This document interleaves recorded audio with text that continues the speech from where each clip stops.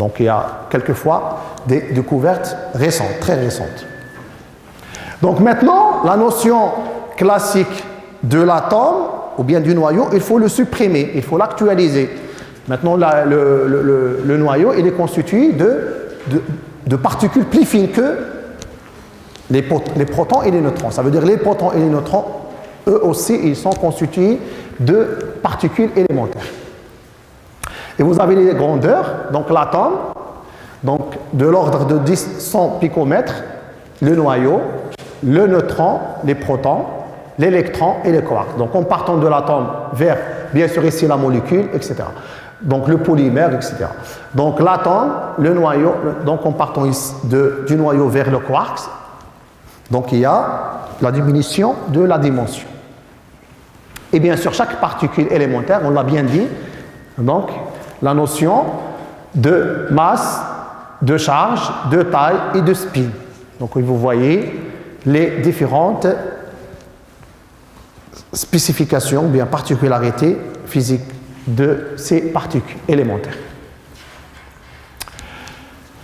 Maintenant, on va définir les particules d'échange. Véhiculent les 4 interactions fondamentales de l'univers, connues de nos jours. Donc vous avez l'hypothèse de la gravitation, donc ça veut dire la notion de G, la pesanteur, cache quelque chose derrière, ou bien pourrait cacher quelque chose derrière aussi. Ça veut dire que maintenant, il y a une hypothèse qui dit que la gravitation en elle-même, elle dépend de certaines particules élémentaires. Ça veut dire qu'il y a des particules chargées qui vont attirer un corps selon l'action de la pesanteur. Mais ça reste toujours une hypothèse. Donc il y a des recherches dans ce sens-là. L'interaction électromagnétique que vous connaissez bien, et bien cette interaction, c'est extraordinaire. Il y a beaucoup d'applications devant nous qu'on utilise. C'est l'interaction électromagnétique. Donc ce que j'utilise maintenant, c'est une interaction électromagnétique. Donc je clique sur un bouton, j'active un circuit, donc un courant qui passe. Le courant, il sera capté par une cellule. Il va activer un photon. Et le photon, il passe avec une longueur d'onde. Et il va se projeter sur une surface pour donner une couleur. Donc vous voyez, ici, c'est électrique. Et ça, c'est photonique. Donc c'est une interaction. Vous voyez, le téléphone. Donc j'ai un téléphone. Donc je compose un numéro. Donc la composition d'un numéro, ça veut dire un signal. J'ai une station d'émission. Le téléphone, il est toujours doté d'une station d'émission. Donc le photon, il capte le signal. Et il part avec une longueur d'onde bien définie. Donc si je sonne à ce monsieur-là, mademoiselle, il ne va pas capter mon appel. Pourquoi? Parce que la station, donc chaque téléphone a une station d'émission et de réception. Ça veut dire que ma station de réception, c'est mon numéro de téléphone, accordé par l'opérateur. Donc je donne, donc il y a une longueur d'onde, et il capte, j'ai composé le numéro de ce monsieur, lui, le numéro c'est quoi? Je cherche sa station. Donc puisqu'il a une station bien définie, donc il va capter le signal. Et le signal, il va être transformé en signal électrique, et il va vous donner une voix, ou bien une sonnerie. Et déclenché, et vous avez le passage de la voix en permanence, parce qu'il capte maintenant comme une émission télévisée ou radio. Donc maintenant, j'ai déclenché l'émission et la réception. Donc je parle et lui, il m'entend. Et lui, il parle et je l'entends. Mademoiselle, elle ne peut pas capter l'appel. Pourquoi? Parce que sa station, elle est codée sur un autre numéro, une autre fréquence. Ça veut dire le numéro, en fait, c'est quoi? Je définis quoi? Une fréquence. Vous voyez? Donc le téléphone, vous avez 5 millions de téléphones au Maroc, par exemple, je dis n'importe quoi, ça veut dire qu'on a créé 5 millions de stations de radio. C'est la même chose. Vous avez 5 millions de téléphones et vous voyez sur WhatsApp ou sur quelle application, la photo en temps réel, ça veut dire que vous allez créer 5 millions de télévisions. Vous voyez? Et les stations que vous voyez fabriquées par les opérateurs, ce sont des stations de renforcement. Ça veut dire que je capte un signal, il est diminué. Donc c'est ça le réseau. Donc avec le temps, il y a des chocs, il y a des interactions. Donc avec le temps, une onde في البحر ولا في الماء. Donc elle dira, تمشي تتموت. Donc ça veut dire que il y a un amortissement. Donc effectivement, donc la station des antennes que vous voyez, ils captent, ils rediffusent. Ils captent, ils rediffusent avec une force pour qu'ils ne s'amortissent pas. Ils restent encore acheminés. Vous voyez? Vous voyez? Donc c'est l'application. La même chose, le signal, l'image. Donc l'image, dans les télévisions anciennes, vous voyez qu'il y a des petits carreaux, des points. Et vous avez à la derrière de la télévision, hein, qu'est-ce qu'il y a? Un tube. Donc ce tube, qu'est-ce qu'il fait? Il y a une accélération. Donc il y a un signal, le parabole par exemple, il capte les ondes photoniques et il va les acheminer sous forme d'un courant, le câble, un courant électrique. Et lorsqu'il arrive à la télévision, ces électrons, qu'est-ce qu'ils font? Ils vont être accélérés. Je te dis que tu fais le par un cas. Avec le tube. Ils vont être accélérés. Pourquoi l'accélération? L'accélération, pour donner, l'accélération c'est quoi? C'est pour séparer, bien séparer. Ça veut dire que j'ai un groupe de coureurs, d'athlètes, ils sont regroupés en premier lieu, ils vont courir à différentes vitesses. À la fin, ils auront séparés. Ils vont être séparés. Donc c'est ça le principe. Donc j'aurai des immenses quantités de photons et des électrons, le cathode, pour qu'ils soient au maximum séparés, et chaque électron, il frappe à une cellule et il sera retransmis ou bien retransformé en photon. Et qui dit photon dit une onde et une image, parce que le photon, un faisceau chromatique, il va sortir de la télévision, il va stimuler les nerfs et vous allez voir les couleurs et vous allez un profil qui est dessiné sur l'écran, sur l'écran de la télévision. Akhdar, ahmar, asfar. Donc c'est ça la distinction. Et si je fais un mauvais signal, ça veut dire que l'accélération n'est pas suffisante. Ça veut dire qu'il y a une ambiguïté, une confusion. Donc l'image qui est belle, voilà. Et c'est ça le principe de la codification des décodeurs. Je peux avoir une chaîne codée parce qu'il y a des signaux qui sont perturbés. Donc je vais avoir un décodeur qui va accélérer avec une codification bien déterminée et je peux déchiffrer l'image. Vous voyez? Donc c'est les pratiques que vous voyez autour de vous. Donc vous voyez l'importance, c'est la vie, c'est la technologie moderne, ce que vous voyez. Et bien sûr, d'autant plus que vous accélérez, d'autant plus que vous séparez les choses qui se ressemblent, d'autant plus que vous aurez un bon signal. Les portables anciens, lorsque je capte un signal, une photo, je ne vois pas les détails. Les portables avec les pixels, des mégapixels, donc je vois les détails, une belle image. Pourquoi? C'est quoi l'interprétation? Ou bien l'explication? Ça veut dire que pixel, c'est quoi? C'est un cadre, ou bien c'est une entité où il y a des particules ou bien des propriétés identiques. Donc j'ai le même écran de télévision, un écran contient moins de pixels que le deuxième. Ça veut dire le premier, il y a moins de carreaux, petits carreaux. Donc il y a beaucoup de confusion. Ça veut dire que maintenant, dans le même espace, j'ai amplifié le nombre des carreaux. Donc ça veut dire que je pointe les détails, je vois plus de détails. Vous voyez? Est-ce que c'est clair?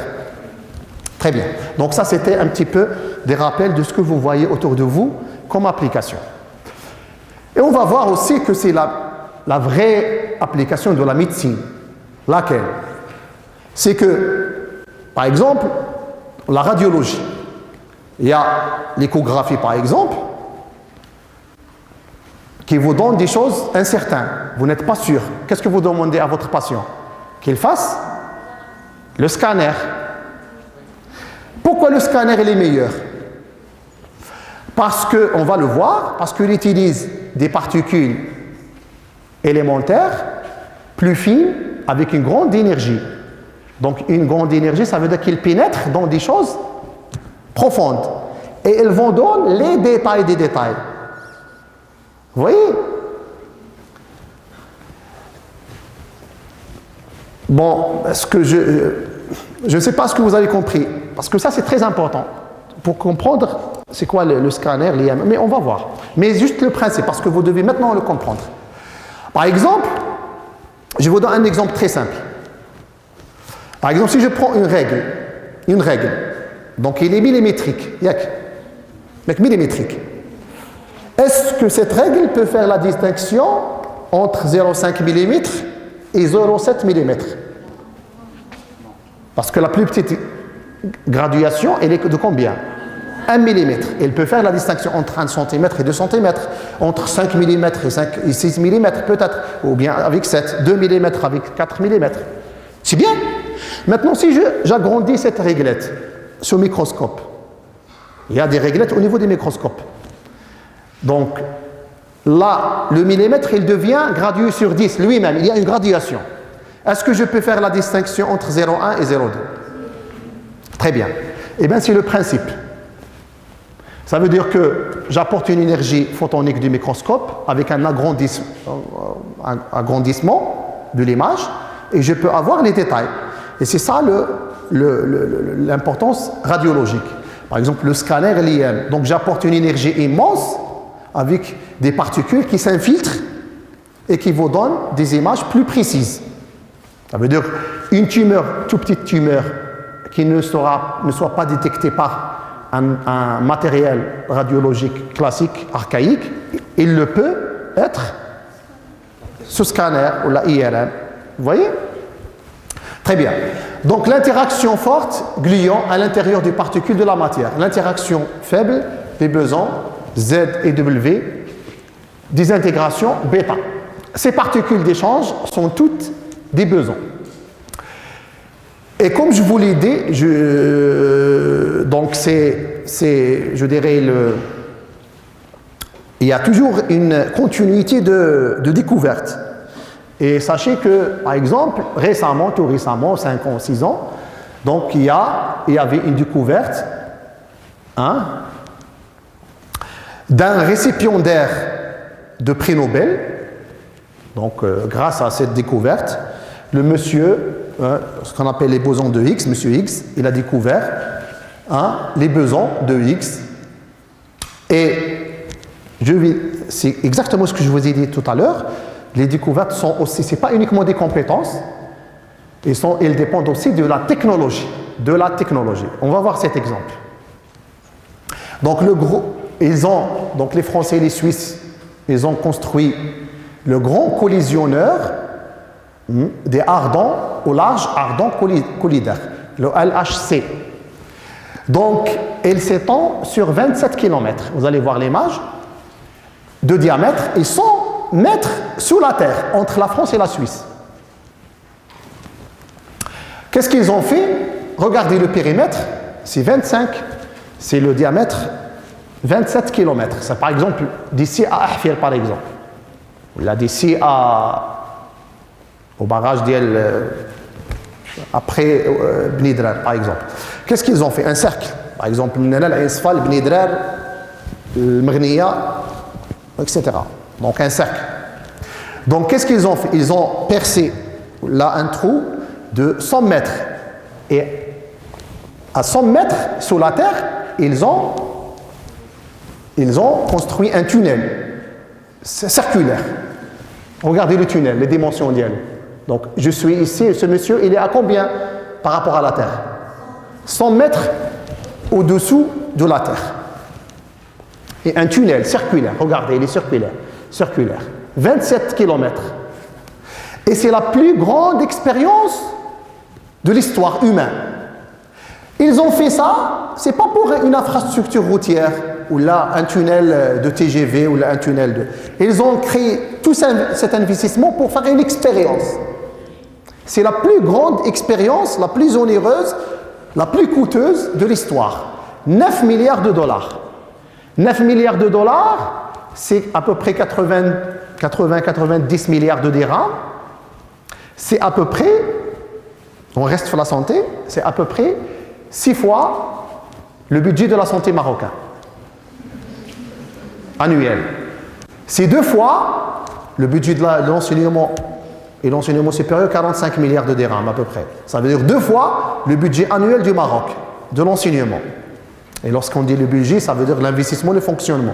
Ça veut dire les salaires, le fonctionnement, etc. Donc, les constructions des écoles, etc. Juste pour que vous ayez une idée sur cette expérience.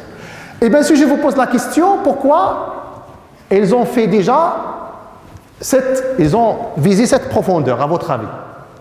Pourquoi ils cherchent à créer un tunnel et travailler à 100 mètres à la profondeur? Oui? Non. Perturbation, plus ou moins, mais chose plus importante, c'est que sont des expériences qui ont affaire à travailler sur les atomes. Donc il y a une grande énergie. Donc on peut avoir un échappement des ondes, hein, et des rayonnements. Voilà. Qu'est-ce qu'ils ont fait? Un coliseur. C'est un accélérateur.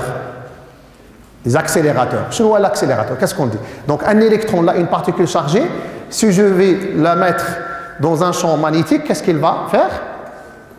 Donc la loi mécanique, la somme des forces est égale m fois accélération. Donc j'ai un champ magnétique. Donc j'ai une force qui est issue de la force magnétique. Ça veut dire que j'ai une accélération qui est différente de 0. Ça veut dire la vitesse, l'accélération est égale à quoi? La dérivation de v, de la vitesse. Donc l'accélération est égale à 0, ça veut dire la vitesse est nulle ou là, constante.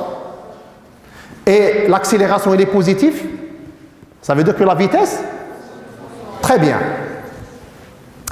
Et si vous avez la fameuse équation d'Einstein, E est égal à mc au carré, ou la mv au carré, plus ou moins. Donc ça veut dire que la masse elle est la même. Donc si j'augmente la vitesse, j'augmente l'énergie. Très bien. Eh bien, ouais, le principe via l'expérience. Ça veut dire j'aurai plus d'énergie pour étudier des choses plus profondes et plus élémentaires. Ça veut dire que ces besoins de X n'avaient pas la possibilité d'être découverts auparavant parce qu'on n'avait pas tant d'énergie, tant d'accélération. Imaginez. Maintenant, vous avez compris pourquoi cette expérience, 27 km. Ça veut dire un jour, si on fait une expérience de 60 km ou 100 km, un tunnel et une grande accélération, on va avoir plus d'énergie, on peut avoir plus de découvertes, des éléments, des substances qui ont plus d'énergie et qui voilà. Vous avez compris maintenant. Donc ici, bien sûr, ces éléments accélérés, ils vont frapper quelques surfaces sur laquelle substance, ils vont dans des réactions, ils vont dans des productions, donc ça veut dire la découverte. Est-ce qu'on les voit? On voit, qu'est-ce qu'on voit? On voit les effets On voit les effets. Et puisque ces effets-là n'étaient pas vus auparavant, ça veut dire qu'ils sont induits, j'ai la même matière initiale et la même matière, ou bien la surface de découverte, de frappe ou bien de réaction. J'ai rien changé. Qu'est-ce que j'ai changé? Uniquement l'accélération. Vous avez vu? Ça veut dire que la matière c'est la même, ça veut dire dans cette matière, j'ai le même support, la même matière, je varie les conditions. Ça veut dire que maintenant j'ai d'autres effets, ou bien des réactions nouvelles. Ça veut dire qu'il y a d'autres constituants nouveaux que je n'ai pas pu découvrir auparavant. Est-ce que c'est clair? Donc, voilà, vous voyez, le tunnel, il est sous la terre, avec un accélérateur, hein, jusqu'à découvrir. Donc, et vraiment ce LHC, il existe entre la France et la Suisse. Donc, si vous partez entre la frontière entre la France et la Suisse, à cette zone-là, vous allez avoir des plaques et des signalisations qui vous disent qu'à l'intérieur, vous avez le LHC, bien sûr, et c'est un grand laboratoire des expériences physiques sur l'atome. Très bien. Maintenant, la structure électronique. Et on va étudier la structure électronique. On va commencer par le modèle de Bohr. Le modèle de Bohr a été réalisé en 1913. Et il est sous forme de 3 postulats. Le mot postulat. Ça veut dire quelque chose qui est démontré comme plus forte que la théorie. Donc, postulat, quelque chose de noble. Donc, plus que la théorie. Donc, le postulat numéro 1, postulat des orbites. L'électron se déplace uniquement sur certaines orbites circulaires permises, appelées états stationnaires, de telle sorte que son énergie reste constante.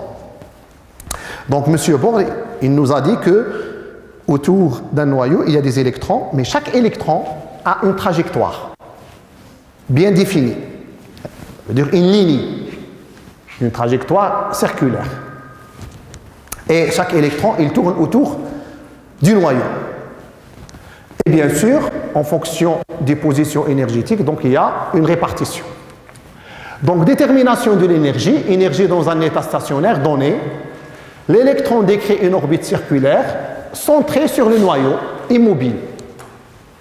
L'électron est soumis à une force d'attraction électrostatique F1. Donc, pourquoi il y a cette force-là? F1, d'où vient F1? Très bien, parce que le proton il est chargé positif et l'électron il est chargé négatif. Donc forcément il y a une attraction. S'il y avait une charge de la même charge, il y aurait une répulsion. Voilà. L'électron est aussi soumis à la force centrifuge, F2. Quelque chose qui tourne avec une vitesse et là, tendance à s'éloigner. Par exemple, vous jouez avec votre petite sœur ou la petit frère, vous allez le prendre à la main et vous allez le faire tourner, vous allez sentir qu'il devient plus léger et il a tendance, si vous le laissez comme ça, vous la lâchez, il va être éjecté. Il va être éjecté. Donc l'éjection, il y a une force. Est-ce que c'est vous qui l'avez éjecté? Donc il y a une force centrifuge, F2. Et puisque l'électron garde sa position, donc il y a un équilibre. Donc l'ensemble est égal à MA. Donc F1 est égal à F2 est égal à MA. Alors que F1 c'est électrostatique, donc 1 sur 4P epsilon 0, donc on ne va pas rentrer dans les détails. Donc et on aura R. Et F2 est égal à m fois la masse fois l'accélération. Eh bien, ce sont des démonstrations, ce n'est pas notre affaire aujourd'hui. Donc, et vous aurez, à la fin, on peut par exemple remplacer Rn est égal R au carré n sur Rn. Bien sûr, on supprime Rn, on retrouve Rn. Donc, et vous allez R au carré, pardon, vous allez utiliser R au carré, ce R au carré, Rn, Donc vous avez N au carré, H au carré, sur 2P au carré, etc. Et vous allez, je dirais, remplacer R ici. Donc Rn, vous mettez ici juste pour que vous mettez que Rn ici, je le remplace par cette formule-là. Et R au carré, je vais le remplacer par cette formule. Et vous aurez le Rn, il y a K, constante, constante sur constante, constante, constante, fois N. Donc N, c'est le niveau énergétique, et R, c'est le rayon. Ça veut dire chaque rayon est là une énergie. Il a dit la démonstration, dit à M. Bohr, pour les états stationnaires énergétiques. C'est clair? Donc Rn, c'est quoi Rn? C'est le rayon. Donc chaque N, il dépend de Rn. Ou bien le contraire, chaque Rn, il vous donne Nn. Ça veut dire chaque rayon est là un niveau énergétique. Oui?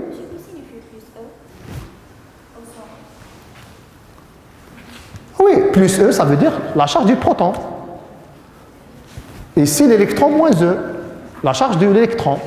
Donc ça, c'est le noyau. Attention, ça c'est le noyau. Et ça, c'est l'atome. Vous voyez? Donc l'électron, il tourne autour du noyau parce que le proton, il y a une force d'attraction, F1, parce que le proton positif et l'électron négatif, donc il y a une attraction. Voilà. Est-ce que c'est clair? Donc ce n'est pas votre affaire. Bien sûr, les chimistes, ils doivent connaître cette démonstration. Ils doivent faire la démonstration eux-mêmes. Mais nous, c'est juste pour vous montrer F1. Donc d'ailleurs, vous connaissez que F est égal à MA. Et F est égal Q fois E fois le champ. Et le champ est égal à ça. Donc voilà, le potentiel. Donc vous aurez celui-là. Ça, vous connaissez. Ça, on le connaît déjà. Mais on va faire les calculs et vous allez voir. Oui? Pardon? Non, attention. Ces relations, ce n'est pas votre affaire. Ce que vous devez connaître, c'est à la rigueur, Rn est égal à K fois N au carré. Mais vous n'êtes pas obligé de connaître le K. Ça veut dire que vous devez connaître le postulat que chaque rayon, chaque position, il a un niveau énergétique. C'est ça l'essentiel. Donc M. Bohr, il a démontré avec des mathématiques, avec des règles, avec des théories mécaniques, de la mécanique quantique. Donc il a démontré que chaque rayon, chaque position, chaque trajectoire, c'est un niveau, en fait, c'est un niveau énergétique. Parce que ici, c'est R1, R2, R3, R4. Donc je change R, je change N, le niveau énergétique. C'est ça qui est le plus important pour vous. Maintenant, le postulat numéro 2, donc postulat d'absorption et d'émission d'énergie. Donc lorsque l'électron absorbe ou émet de l'énergie, il change d'orbite de niveau ou de niveau d'énergie. C'est normal. Pourquoi? Parce qu'il y a une chose importante dans l'univers que vous connaissez, c'est la stabilité. Chaque élément, chaque particule, l'être humain, n'importe quelle matière, il cherche toujours la stabilité. Donc ça c'est la règle qui est physique, qui nous gère. Voilà. Donc, émission d'un rayonnement seulement si l'électron passe d'une orbite permise supérieure à une orbite permise inférieure. Donc vous avez H mu est égal à E1 moins E2. Donc ça vous l'avez vu. Delta E est égal à H mu. Donc où H est la constante de Planck. Et E1 et E2 représentent l'énergie initiale E1 et l'énergie finale E2. Donc vous avez, on est à ce niveau-là. Par exemple, ce niveau-là par rapport à ce niveau. Ça veut dire l'électron, il est là-bas, et à ce niveau-là, il revient à ce niveau-là. Par exemple. Donc, ici, lorsqu'il passe de E1 à E2, voilà, il a absorbé. Voilà. Donc, si je vous pose la question, l'absorption pour l'énergie, regardez. Donc, R, est égal, il est proportionnel à niveau d'énergie N. Donc K fois N au carré, le niveau d'énergie. Donc, pardon. Voilà. Donc ici, l'absorption, ça veut dire je peux ioniser par exemple, déstabiliser, je donne une énergie. Je donne une... je vais essayer de... Comment dirais-je? Je vais faire rapprocher. Donc si je prends maintenant de la distance en matière de modification, l'absorption, donc j'apporte une énergie. Donc l'électron, est-ce qu'il va se rapprocher ou bien s'éloigner?